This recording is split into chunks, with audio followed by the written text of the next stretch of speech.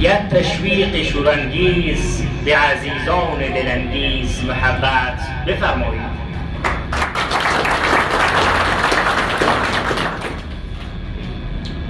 به نام آن که تن را نور جان داد، خرد را سوی دانای هنان داد. خدایا شمع زبانم سخن افروز ساز، شام من از صلح سخن روز ساز.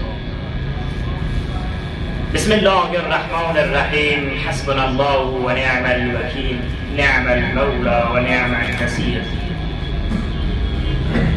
به نام آن که خود روشنای بخش محفیلی جویندگانی دانشست و گویندگان بینوش و به یاد سبزترین لحظات شگفتن. درود و صلوات بر رسول معظم اسلام، شخصیت والا مقام، شخصیتی که با آمدنش دنیای پر از جهل و نادانی، دنیای پر از تاریکه ها را به سوی روشنایی و دانایی سبق داد و بزرگترین بیماری که مردم در آن معتبر بودند، یعنی شرک و کفر را به توحید و یکتاپرستی سبق داد. سلام و احترامات محضر شما عزیزان و گرامیان باد. از صدق دل برای شما جمله یک صدا گویم مرحبا ایها الاخوان، خوش آمدید و خیلی مقدم عرض می‌دارم محضر شما عزیزان را که با رنج فرمودن قدومتان محفلمان را شگفا نموده اید و قدومتان را به باغ‌های صفا و صمیمیت تکریم می‌دارم. یکی از گنجینه‌های بس عظیم و بزرگی که نقش کلیدی و اساسی را در زندگی ما بازی می‌کند و آن چیزی است که الله به آن سوگند یاد نموده است، یعنی زمان. فرمود و العصر، قسم است به زمان که همه انسان‌ها در خسران است مگر آنانی که از این زمان و از این سرمایه استفاده خوب نمودند. زمان چیست؟ چرا نقشی اساسی و کلیدی را در زندگی ما بازی می‌کند؟ زمان یکی از سرمایه‌های بس عظیم و بزرگی است در زندگی ما انسان‌ها که هر روز 86,400 ثانیه به حساب زندگی ما انسان‌ها وارد میشه که ما نمیتوانیم با 86,400 دلار تنها یک ثانیه که گذشت را بر بگردانیم و بخریم. زمان چیست؟ زمان رایگان ولی خیلی ها قیمتی. نمیتوانید مالکش باشید اما میتوانید ازش استفاده نمایید. نمیتوانید آن را بگیرید و قبض بکنید اما میتوانید آن را سپری بکنید. ولی اگر این گنجینه بی‌بدیل را از دست دادید شما قادر نخواهید بود که برش گردانید. انسانی که جرأت و جسارت این را دارد که یک ساعتی از زندگی خویش را به هدر می سپارد، ایشان هرگز ارزش و مقام زندگی را درک نکرده است، ولی اگر به این کارش ادامه دهد تا ابد درک نخواهد کرد. بیایید قدری این گنجینه بی‌بدیل را از کلام پاک الهی در بیابید. می‌فرماید والعصر، قسم است به زمانی که الله به یک چیزی سوگند یاد نماید نشان دهنده شأن و مقام و مرتبتی آن چیز را بیان می‌کند.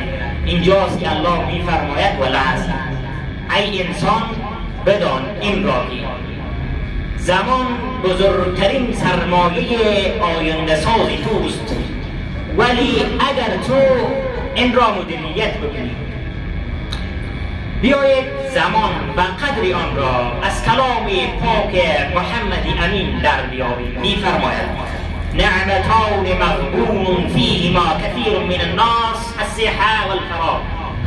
دو نعمتی عظیم و بزرگی که بسیاری از انسان‌ها از دست دادن.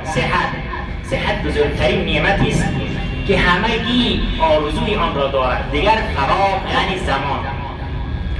خوشا به آنانی که زمان خویش را مدیریت میکنند و زندگی خویشتن را با حیوانات سپری نمیکنند. چرا؟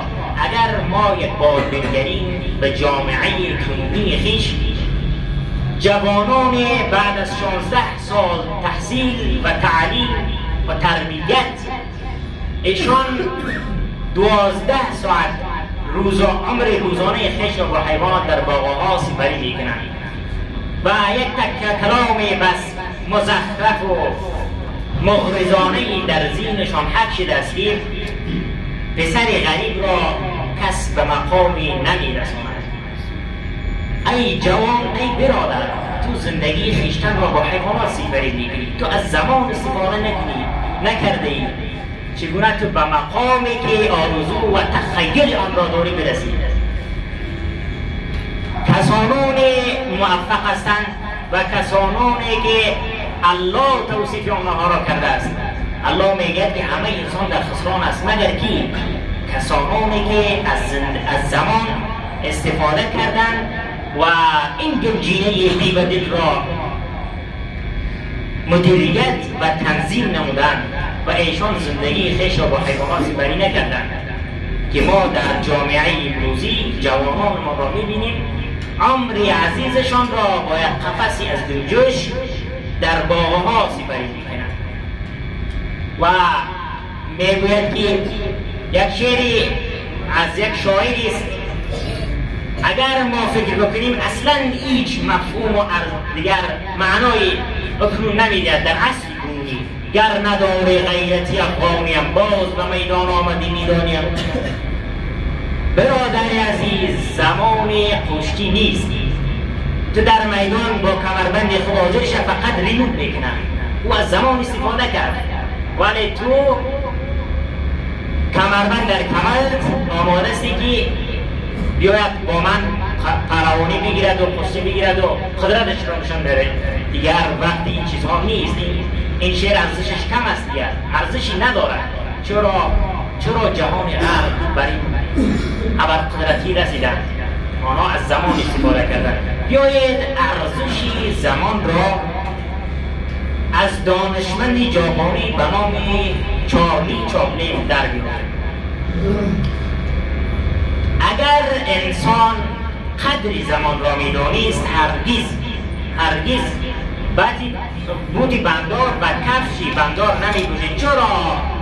پوشیدن بندیبوت زمانگیر است، پوشیدن بندیبوت وقتگیر است، پوشیدن بندیبوت سرمایه عظیم و بزرگی ما را کم می‌کند که ما نمی‌توانیم بدرخشیم.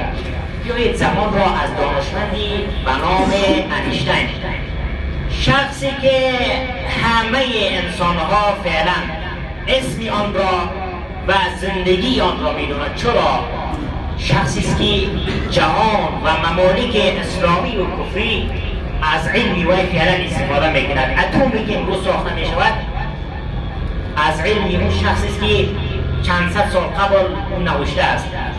روزی در رودخانه سفر می‌کند انیشتین با موهای جولیده، با کارهای فرسوده، با یک زنکه روبرو می‌شود. انیشتین میگه برگرد، چرا که چهره تو در نزد من خیلی آشناست. زنکه لبخند میزند چون که زن خودش بود. میگوید بلی، چهره من در نزد تو آشناست. تو کسی هستی که به من اجازه نمیدی 5 دقیقه روزانه خویش را در نزد تو بسپارم. چرا انیشتین با اینقدر علمش، موهایش جولیده، با کارهای فرسوده در سرک میگشت، اونم دنبال چیزی میگشت، این بیهوده نمیگشت. ایشان وقتی یک ثانیه هم پیدا نکرد که موهای جولیده و کارهای فرسوده خویش را درست بکند. بیایید قدر زمان را از آنها بدانیم. بیاید قدر زمان را من حیث یک مسلمان و مؤمن از کلام پاک الله سبحانه و تعالی در بیابیم و بفهمیم ارزش این گنجینه بی‌بدل را که می‌فرماید والعصر، قسم یاد نموده است باید ای مسلمان متوجه این حرکاتت باش. اگر انسان قدر زمان را بدانست یا بداند باید همیشه جوان باقی بماند. چرا جوان باقی نمیماند؟ چون این زمان است که میگذرد و این زمان است که جوانی آن را رو به پیری سوق میدهد. یک تعداد از انسان ها هستند که آینده درخشانی دارند مانند درخشش بودنشان در ایام جوانی. کسانی که از این نعمتی بی‌بدیل، از این نعمتی هنگفتبار استفاده نمودند و بجای خیال پردازی و بجای چرت زدن و غم ایشان از زمان از این گنجینه استفاده نمودند. پس به این نتیجه میرسیم من حیث یک انسانی که همه خود را هوشیار و زیرک و دانا می‌داند. دانا کسی است سرمایه خود را سرمایه گذاری میکند. بزرگترین سرمایه ما پس زمان بوده است. بیایید این را سرمایه گذاری بکنیم تا آینده درخشان هم داشته باشیم.